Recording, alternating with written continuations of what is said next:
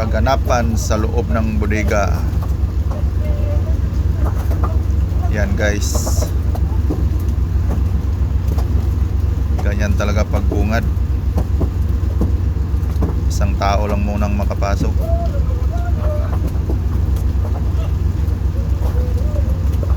Palit-palitan.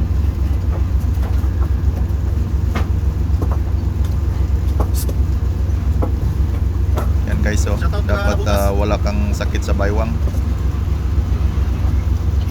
Kasi kung may sakit, hirapan ka dyan kasi panay mo ang yuko.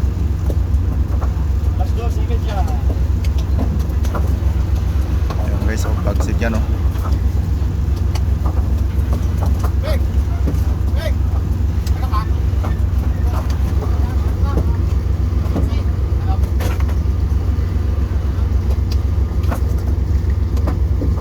Ganyan ang buhay dito sa Porciner guys.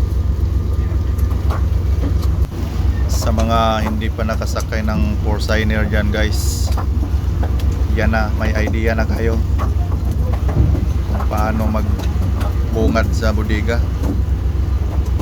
Ganyan guys.